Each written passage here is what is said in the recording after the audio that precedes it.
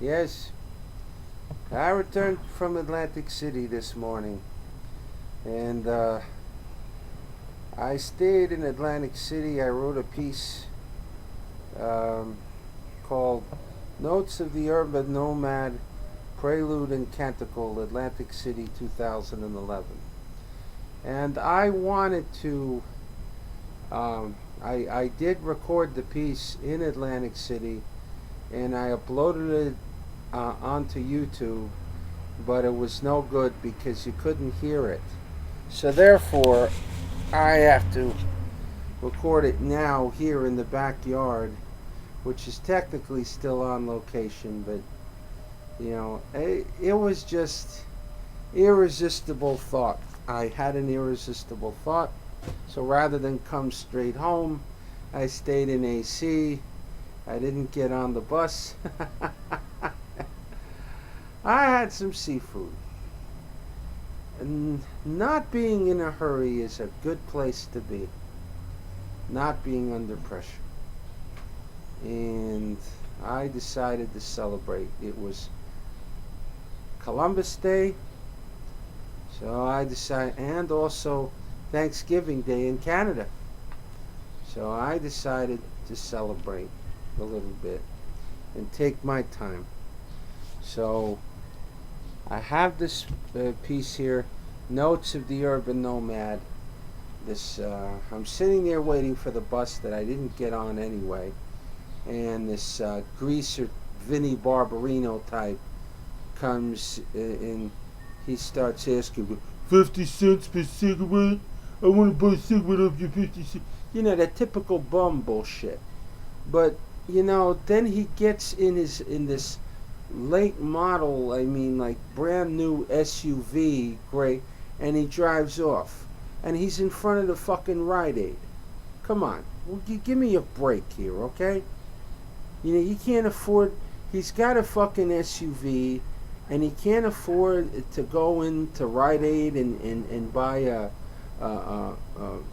CVS rather, and buy a pack of cigarettes. Come on. Something was wrong with this picture. So my wheels started turning, and out come this piece.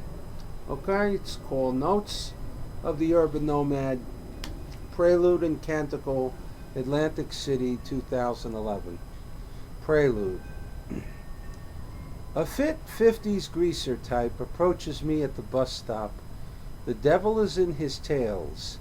To lick like a circular sardine, he craves his nicotine needle, rolling blackberry dingleberries in a vapid cloud of lies, because mother didn't raise him well. He shuffles off sideways with empty hands, in a whirl, to his SUV machine. Here's the canticle. Happy as the whore, always needing so much more. It is quite interrelational, and oh so situational. Happy is just for rent, but can never be content, like the statue in the square, who is only standing there, and desires nothing more, unlike the gaudy Vegas whore. At the bus stop stands the guy who is desperate to buy loose cigarettes just for his vice, so he's paying any price to indulge his selfish ass, but cannot fill his car with gas. Can he afford to pay his rent?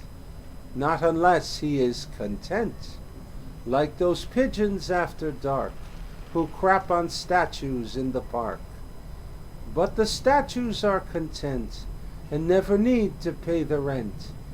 Far from me to ponder yet why I'd ever bum a cigarette. I do not smoke nor care to try, but for the grace of God go I. It is with noblest intent that I exhort to be content, not merely happy to slowly die, but for the grace of God go I. The first part of this was actually a assignment. I got this book, Um, let's see, I don't have it with me. It's a book on poetry exercises, poets who teach. And I've been looking at the exercises not just from the standpoint of being a teacher, but also being a student. So the weirdness of the first part, and now the canticle. So thank you for watching. Okay, please comment